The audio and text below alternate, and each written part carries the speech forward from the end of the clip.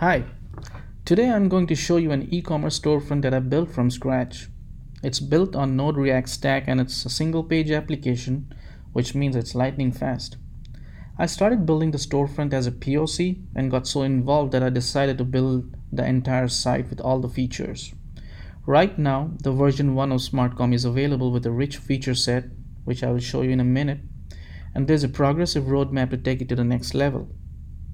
Even in its current form, it's capable of hosting an e-commerce business in the most elegant and competitive way. So without any further delays, let's dive into it. So we are on the home page, and as you can see on the top navigation bar, we have a link to the home, sign in, and track order. We also have a badge for favorites and for the shopping cart. We also have a pancake menu, which has all the departments listed. We have a link for cache clear, which is a very convenient feature during development. This will clear out the complete local storage for the entire site. And then there's a link for the release notes. So the release notes page will show the current version of SmartComm with all its supported features. And then we have the roadmap and what's coming up next. And then a little detail about the local storage and its usage. So this local storage usage information is super helpful for developers, for them to know like which object needs to be updated and what information is coming from where. This will be super helpful during integration with the backend APIs. So let's go back to the home. On the home page, you can see there's a promotional banner with text and there's a free shipping information here. And then we have a trending section and there's a new arrivals section. Then there's a sign up for the newsletter section, and this bottom area is available for customization. For now, I have a YouTube video displayed here. So if you look at it, the trending now and the new arrival section is pretty similar, except that it shows a different set of products based on the latest trends or the new arrivals. So I have used product cards here. So each product card shows a picture of the product, which is the primary image, then the product name and price. And it also has an icon for add to cart, add to favorite, and social share. So let's go to all departments. So on the PLP page, you can see we have a breadcrumb bar, and then we have pagination,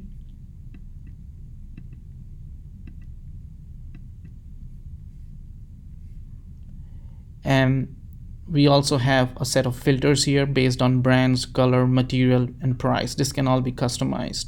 So let's say we want to filter based on the brand. Let's say select Aldo,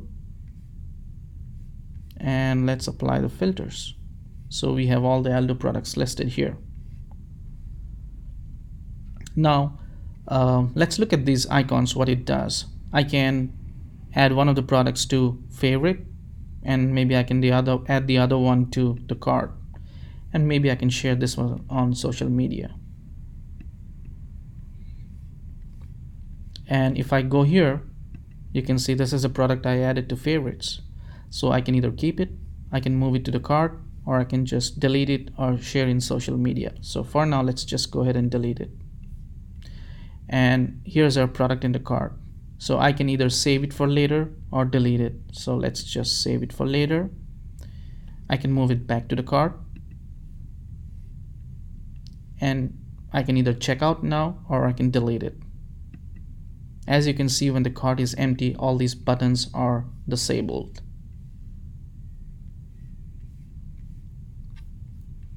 Now let's go and look at a different category. Let's say women. We are the women category, the category landing page. So we again have the breadcrumbs, we have the pagination, and we have the same product cards here.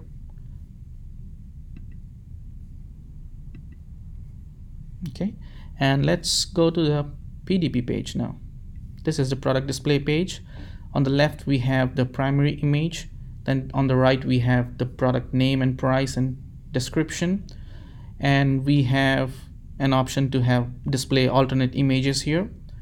And I can zoom in and zoom out on the primary image, or I can go full screen.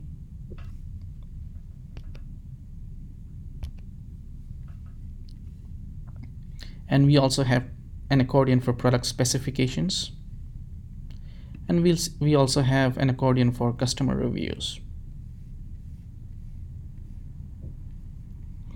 I can select quantity, I can select the color, and I can either add it to the cart or save it for later. So let's just add it to the cart.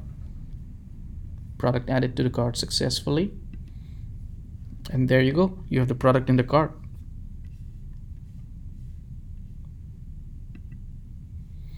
Now the recommended section is it works similarly to the saved product section. I can either add a product to the cart, or I can add it to favorites, or I can share in the social media. So let's just add like maybe 3 products to the cart from the recommended section, and we have the subtotal here. Let's add a discount code. So this is the only valid discount right now, so let's apply this promo code, and there we have a total, the discounted amount, the tax, and the subtotal. Now let's try to check out. So on the checkout options page, we have 2 options to check out. Either we can do as a guest checkout or as a signed in user. So let's continue as a guest user for now. On this checkout page, we need to enter the shipping and billing address, the contact information, and select the shipping method. So let's just enter the information. Okay, we have email and phone number. Let's select standard shipping, and next we go to the review order page. So here's a review order page. So the user is allowed to review the items in the cart, its product, quantity, and subtotal, then review shipping and billing information, then the shipping price and timeline, and the grand total.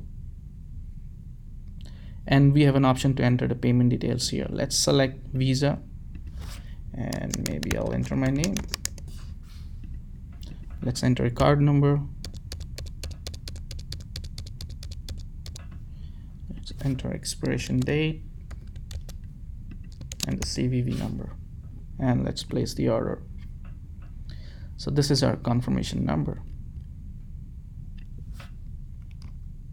Let's copy it. Let's go here. Let's try to track the confirmation number and see what comes up. Boom, and here we have the order. Okay, now let's just go back and create one more order so that we can have multiple orders in the order history. So let's just go back to the cart, and let me just add, we didn't buy this bag earlier, let's buy this bag. Checkout, guest checkout.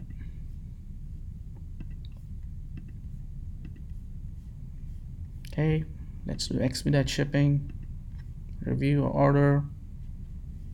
Everything looks good. Select card type as Visa. Return for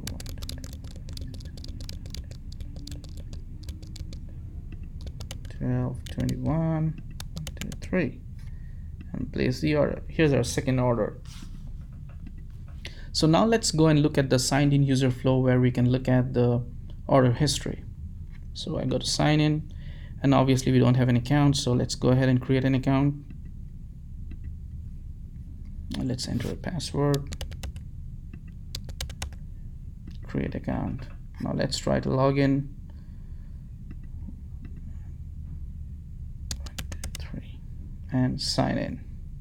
So this is the my account landing page, and right now I have defaulted this page to the promotions page, because as a user, I think a user will be very much interested in knowing what are the promotions that are specifically designed for that person. So this can always be configured and changed. It's very simple. So let's look at the first option we have. Like, we have my profile. We can change the profile picture or edit the profile information. Then we have my orders. So as you can see, we placed 2 orders. They're in pending status. So each order is shown here as an accordion. You click on this accordion, you can see your order details here, and I can track the package or cancel the order. Now if we want, we can put more information inside this accordion to show, And here's the second order. There you go. And then we have addresses. A user can just save addresses here. Let's put a nickname as home. Maybe I'll put my address here. I can save it. Here are my saved addresses, and I can just delete it. Then same way we have payments. Let me put it.